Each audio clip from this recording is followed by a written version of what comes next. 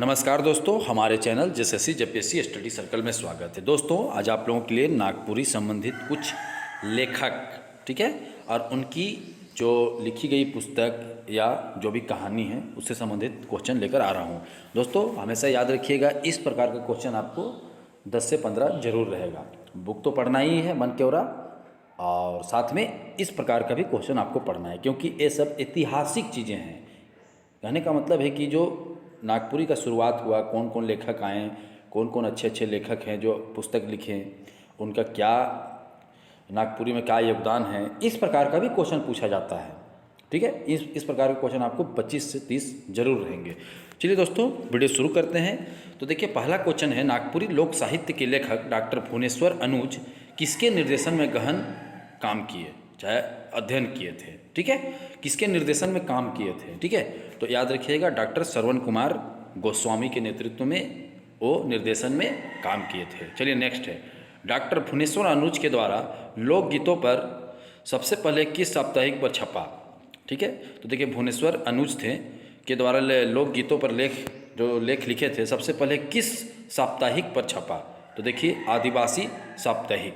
ठीक है, ध्यान से देखिए आदिवासी साप्ताहिक। ठीक है, चलिए नेक्स्ट चलते हैं। जनजातियों की संस्कृति तथा लोक गीतों के संबंध लेख ग्राम सेवक कहाँ से प्रकाशित हुआ। तो देखिए जनजातियों की संस्कृति तथा लोक गीतों से संबंधित जो था लेख ग्राम सेवक, ठीक है, कहाँ से प्रकाशित हुआ था। देखिए ध्यान दीजिए, बहुत इंपॉर्टेंट है। ठीक है, पटना से। नेक्स्ट है स्थानीय छोटा नागपुर संदेश। ठीक है, जो नागपुरी लोक कथाओं तथा लोक गीत किस साप्ताहिक में छपता था। ठीक है, तो देखिए स्थानीय छोटा नागपुर संदेश जो नागपुरी लोक कथाओं का एक लोकगीत किस साप्ताहिक में छपता था। ध्यान से देखिए हिंदी साप्ताहिक में छपता था। ठीक है, नेक्स्ट चलिए, आदिवासियों द्वारा नागपुरी भाषा को किस नाम से पुकारा जाता था। ठीक है, तो आदिवासी लोग जो थे वो नागपुरी भाषा को और किस नाम से जानते थे। देखिए दिक्कू काजी। ठीक है, दिक्कू काजी। ध्यान से देखिए बहुत इंपॉर्टेंट है। अब देखिए नागपुरी लोक कथा साहित्यक तथा सांस्कृतिक अध्ययन पर सबसे पहले पीएचडी करने वाले व्यक्ति कौन थे। ध्यान से देखिए। ठीक है, तो सुश्री ये महिला थी। ठीक है, थोड़ा सा ध्यान दीजिएगा।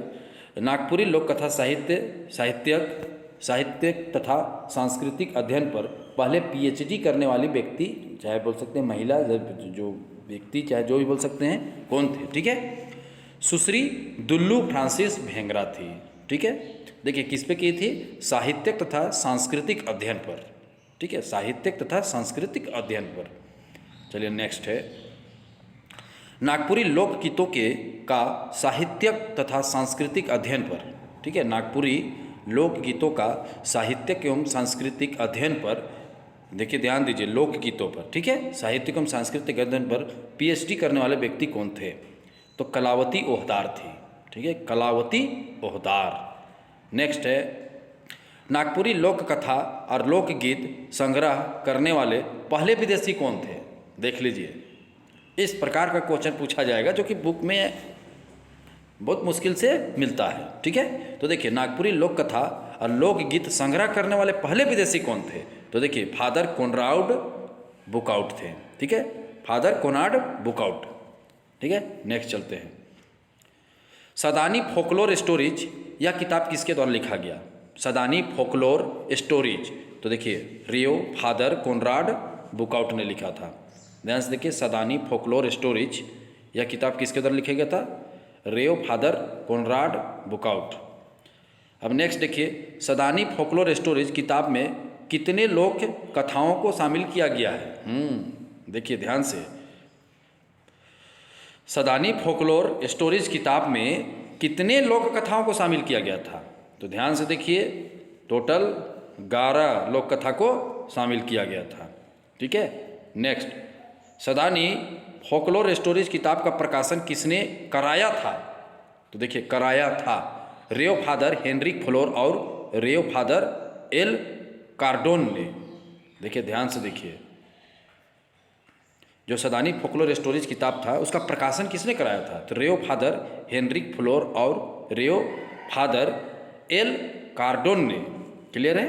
चलिए नेक्स्ट, किसके द्वारा फोगनी बुढ़िया कर कहानी, ठीक है, किसके द्वारा फोगनी बुढ़िया कर कहानी, जितिया कहानी, करम महात्मय, श्री कृष्ण चरित, नागपुरी लोक कथा की किताब का प्रकाशित किया गया है?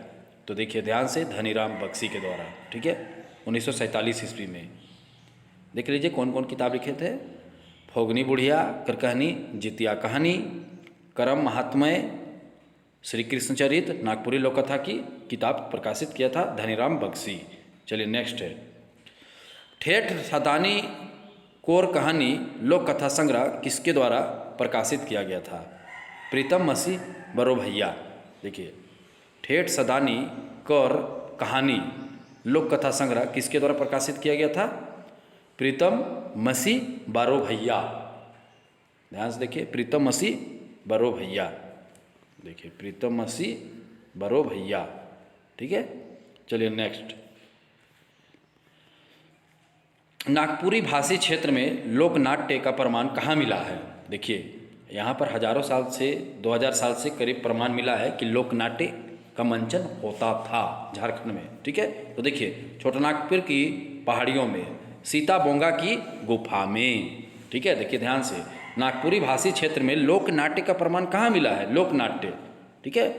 तो इसका प्रमाण मिला है छोटानागपुर की पहाड़ियों में और सीता बोंगा की गुफा में, ठीक है। ध्यान दीजिए क्योंकि इस प्रकार क्वेश्चन आता है। देखिए आगे, सीता बोंगा की गुफा में लोक नाट्य के प्रमाण किस शताब्दी में मिला? ये भी बात है कि कब का प्रमाण है। तो देखिए द्वितीय शताब्दी या तृतीय शताब्दी ईसा पूर्व, ठीक है, द्वितीय शताब्दी या तृतीय शताब्दी के ईसा पूर्व में मिला था जानकारी लोकनाट्य का। चलिए नेक्स्ट है, नागपुरी कहानी नामक पांडुलिपि कहाँ स्थित है? ठीक है, तो नागपुरी कहानी नामक पांडुलिपि कहाँ स्थित है, कहाँ पर है रखा हुआ? तो कैथोलिक मिशन रांची में, ठीक है। तो नागपुरी कहानी का जो नामक पांडुलिपि है वो कैथोलिक मिशन रांची में है। तो कैथोलिक भी बोल सकते हैं, कैथोलिक भी बोलते हैं, ठीक है। चलिए नेक्स्ट है, पांडुलिपि की लिपि क्या है?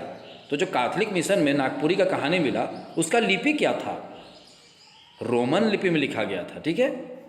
चलिए नेक्स्ट, नागपुरी कहानी नामक पांडुलिपि के लेखक कौन है? तो देखिए रे जे जान्स। नागपुरी कहानी नामक पांडुलिपि के लेखक कौन है? रे जे जान्स। देखिए ध्यान दीजिए, रे जे जान्स, क्योंकि इस प्रकार का क्वेश्चन आ गया तो बड़ी मुश्किल है बनाना, क्योंकि कहानी जो है उससे तो आप पढ़ ही लीजिएगा उससे, लेकिन बात है कि इस प्रकार का क्वेश्चन भी आता है और आपको कहानी का भी क्वेश्चन आंसर कराया जाएगा। सारा कविता में बहुत लोगों को बड़ी कष्ट हो रहा है क्योंकि कविता पूरी तरीक़ा से दूसरे शब्दों में लिखा गया है, नागपुरी होते हुए समझ नहीं आ रहा है। तो उसका चिंता नहीं करना है, वीडियो डाला जाएगा, खाली व्यूज हमें मिले तो हम लोग वीडियो बनाने पर लगे रहेंगे। चलिए नेक्स्ट है, पांडुलिपि कितनी कॉपियों में विभक्त है? तो जो पांडुलिपि मिला है 3 कॉपियों में विभक्त है, ठीक है। चलिए next, a simple Sadani grammar का प्रकाशन कब हुआ? देखिए ये सिंपल सदानी ग्रामर का प्रकाशन हुआ था 1956 ईस्वी में, ठीक है। नेक्स्ट है, ये सिंपल सदानी ग्रामर किताब किसके द्वारा लिखा गया? ठीक है, तो फादर पीटर शांति नौरंगी के द्वारा सिंपल सदानी ग्रामर का लिखा गया था। क्लियर है? चलिए नेक्स्ट है, रेयो पीटर शांति नौरंगी की पुस्तक ए सदानी रीडर में कितने पृष्ठ हैं? देखिए रेयो फादर पीटर शांति नौरंगी है कि पुस्तक ए सदानी रीडर में कितने पृष्ठ हैं, यहाँ तक क्वेश्चन पूछा जा सकता है, ठीक है। तो 183 पृष्ठ है। नेक्स्ट है, प्रेम लहरी पुस्तक का प्रकाशन कब किया गया था? प्रेम लहरी पुस्तक का प्रकाशन कब किया गया था? तो दोस्तों प्रेम लहरी पुस्तक का प्रकाशन 1957 में किया गया था। अब देखिए प्रेम लहरी पुस्तक का प्रकाशन किसके द्वारा किया गया था? ये भी ध्यान देने वाली बात है कि किसके द्वारा प्रकाशन किया गया था? तो कैथोलिक मिशन रांची द्वारा, ठीक है, कैथोलिक मिशन रांची द्वारा। नेक्स्ट है, रेव फादर पीटर शांति नौरंगी के द्वारा नागपुरी सदानी बोली का व्याकरण कब प्रकाशित हुआ था? जो फादर पीटर शांति नौरंगी थे उनके द्वारा नागपुरी जो सदानी बोली का एक व्याकरण प्रस्तुत किया गया था वो 1954 में, ठीक है। चलिए नेक्स्ट है, नागपुरी का एक संक्षिप्त शब्दकोश किसने तैयार किया? तो देखिए, नागपुरी का एक संक्षिप्त शब्दकोश रेव फादर पीटर शांति नौरंगी ने तैयार किया था। अब आगे, लील खो रुआ खे खल दी ब्लू लैंड नामक किताब का प्रकाशन किस पुस्तक भंडार के द्वारा किया गया था? ठीक है, तो देखिए, लहरी मास राय पुस्तक भंडार। ठीक है, लहरी मास राय पुस्तक भंडार। देखिए, लील खो रुआ खेल खल, ठीक है, थोड़ा अजीब टाइप का नाम है। दी ब्लू लैंड नामक पुस्तक का प्रकाशन किस पुस्तक भंडार के द्वारा किया गया था? चलिए नेक्स्ट है, लील खो रवा खे खल द ब्लू लैंड नामक किताब के पहले खंड का प्रकाशन कब हुआ? ठीक है, तो 1940 ईस्वी में किया गया था। ठीक है, पहले खंड का, और दूसरे खंड का 1941 में। देखिए लिखा हुआ है, लील खो रवा खे खल द ब्लू लैंड नामक पुस्तक के पहले खंड का प्रकाशन कब हुआ? 1940 ईस्वी में, और दूसरा 1941 में। चलिए दोस्तों नेक्स्ट है, दोनों खंड में कितने लोकगीतों का संग्रह है? ये भी जानना है। ठीक है, कि द ब्लू लैंड पुस्तक है, चाहे तो लील खो रवा खे खल में पुस्तक में कितने लोकगीतों का संग्रह है? तो दोस्तों 2660 लोकगीतों का संग्रह है। ठीक है, हमेशा याद रखिएगा, 2660 लोकगीतों का संग्रह है। तो दोस्तों वीडियो इतना ही था। इस प्रकार का वीडियो अब रेगुलर आएगा जो इम्पोर्टेंट हो, और सभी सब्जेक्ट का वीडियो आएगा। कंप्यूटर हुआ, झारखंड जीके हुआ, इंडिया जीके हुआ, सभी चीज़। चलिए, वीडियो देखने के लिए धन्यवाद।